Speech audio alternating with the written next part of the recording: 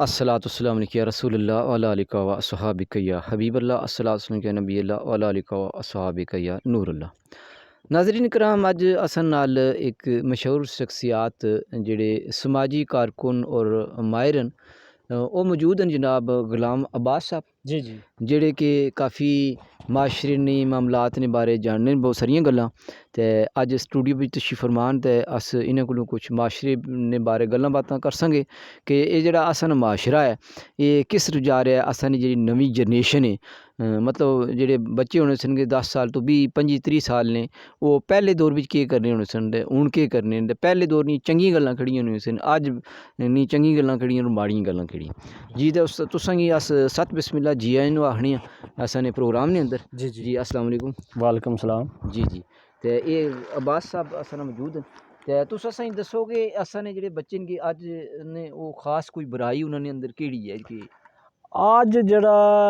मैं मुल साहब तुहाडे अगे गुजारिश करां जेड़ा कि अज ना दौर इस वेले ना चलना पिया। जी हाँ अज कल जेड़े बच्चे न गे इन्हां गी वो एक हो गया मोबाइल दा नशा। नशा जिस तरह एक बीड़ी चस्का। नेवले लगी होना ना कि बीड़ी खत्म हो गई जी, बच बंदा सकदा नहीं। 10 रुपए लगन 20 लगन 50 लगे बीड़ी नेवला मौके पर होना चाहिए। यही गल है बिल्कुल। तो अज जेड़ा बच्चा साढ़े समाज ने अंदर है वो एक हम करना क्या कि मोबाइल तकना 24 घंटे मोबाइल पर सिर चुकना ही नहीं। फजर दी अजान उसी वालिदैन आखसन आओ बेटा नमाज पढ़ो, ऐ बाबा तुस बैठो असी थोड़ी देर तो बाद आए। वो थोड़ी देर करदे करदे भावें 8 बजी जान उत्थे ही नहीं राती पूरी मोबाइल भी बड़े होने गुलाम बास पूरी रात सवेरे ते नींद नहीं आनी। मतलब बच्चों की लड़ाई करके वालिदैन तो उन्हां कोलों मोबाइल खसने के तू सवेरे उठने नहीं। और एक मैं भला तजर्बा लाया अस अपने समाज ने अंदर गल करने हैं। जिस दिन ये पावर बिजली नहीं होनी बच्चे को मोबाइल नहीं होना बड़ी प्यारी की है वही ना। तो सवेरे बैटरी नहीं होनी बैटरी नहीं होनी वो सवेरे जल्दी उठसी नमाज भी पढ़सी कोई माल मवेशी की भी थोड़ा बहुता तकसी अपना कारोबार भी जरा से दुनिया दे साढ़े समाज ने अंदर है वो भी चलता। देखो जी आज जिमीदार लोग असा गड़ाई भी करनी है सका भी कपना असा माल भी तकना असा जमीन संभालनी है सब कुछ करना। बहरहाल उस दे नाल साड़ा गल करने का मकसद ये है तुसां नाल कि अस ये चाहने हैं कि जेडे चैनल वाले कि भी असांगी मतलब इस चीज़ ना हिदायत और अकल दें कि अस भी अपने मजहबी इस्लाम की पहचाना साड़ी औलाद भी पहचाने साड़ियां बीवियां बच्चे भी उस अली पक्षी रुझान कर। वैसे बीवियां वाली गल भी तुसें जबरदस्त लाई, कोई नाराज ही ना हो जाए। जो नाराज हो सी साड़ी जमीन जो दांत कुछ खोलने नहीं अस अपने घर हाँ। लेकिन अस ये चाहते हैं कि उलमाए दीन अस गुजारिश करने हैं कि बीवियां की और औरत की अल्लाह ताला ने इतना रुतबा दिता है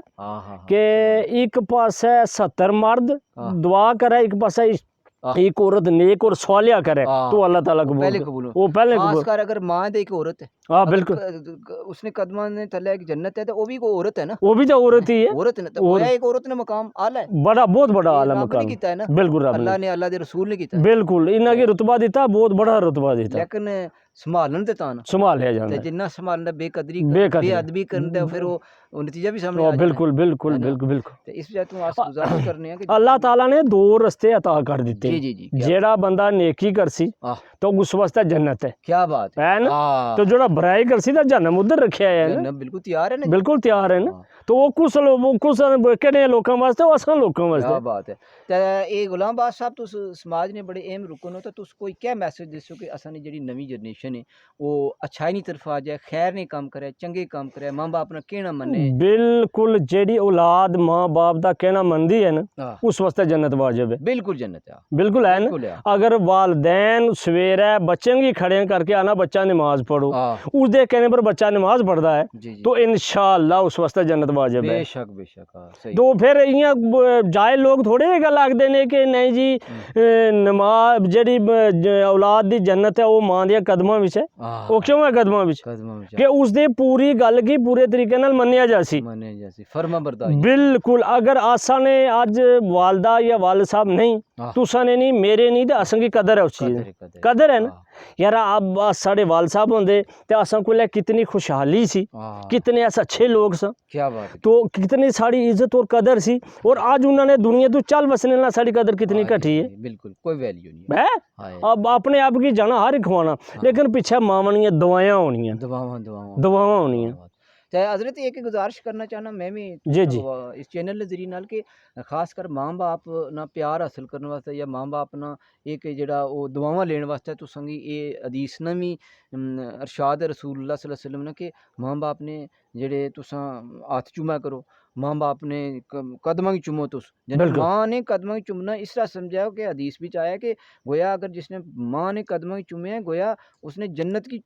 चौखट की बोसा दिता है बेशक बेशक अच्छी बात है इस कोई दो राय वाली गल नहीं जदों भी बच्चा बाहर जाए घर आवे जदों भी आवे वो खासकर मां ना दर्जा बालत ने मुकाबले ज्यादा है लेकिन बाप ना अपनी जगह है बिल्कुल उसने कोई इनकारी नहीं है उसकी जेडी फजीलत है या उसने एक मर्तबा है लेकिन मां ना उस तो ज्यादा ही रब ने कीता ना जी बिल्कुल ते वो खास कर क्योंकि मां ना तल्लक बच्चे ने ज्यादा होना है ना बाप किते डांटना भी है किते कुछ बिल्कुल बिल्कुल जदों भी अस गुजारिश करने जेडी साडे चैनल वाले ने बच्चे देखने पे नौजवान देख बिल्कुल माया देख रही हैं साड़ी भेना देख रही हैं छोटियां बड़ियां सब गुजारिश करनी कि बच्चों की ये जरूर दसो कि जदों भी वो आन तां जे वो उन्होंने हाथ पैर चुमन है ना हत्ता कि अगर बोसा देन तो ज्यादा एक एहतराम पैदा हो नहीं तो मैं तो माशरे में देखा कि बहुत सारे जेडे नादान बच्चे ने नादान नस्लां गियां वो माँ बाप की गालां कड्ढने बिल्कुल ये रिवाज पै जाए कि माँ बाप ने कदम चुमन हो उन्होंने हाथ पैर चुमन हो तो मैं ना मोहब्बतां और जन्नती ने जीती हो बिल्कुल ते इस वाल ना बड़ी प्यारी गल गुलाम बास नाल हुई ते चलो फिर भी इंशाल्लाह चैनल पर कभी वक्त कट सकदे फिर मैं तुसां नाल मैं अपने वालिद दा मोहतरम नहीं गल करना सही बात है इत्थे शादी सी साडे भतरीए दी ते इत्थे कोई बिल्कुल ठीक ठाक पूरा अमन दोए मराज है दोवां दी बराबर शादी सी इत्थों लेइयै थल्लै साडे भरा दे घर सी शादी ते उन्हां गी उत्थे बनी तो राती अस वापस आइए इधरों बुलाया मैं गया उत्थे मेरी भैन सी बड़ी वो गई तो इत्थों अस उठाया अंदरूठ ले गए अंदरूठों अस नौशहरा ले गए तो राती वो थोड़े जे तंग रहे थे सवेरे फर्क जिसलै पूरे बाल बच्चा कट्ठा होया ना तो उन्हें परेशानी हुई उन्हें मिगी सीने नाल लाया और इतना लाया कि 15 मिनट उन्होंने हाथ ही कोई नहीं बट्टी सकिया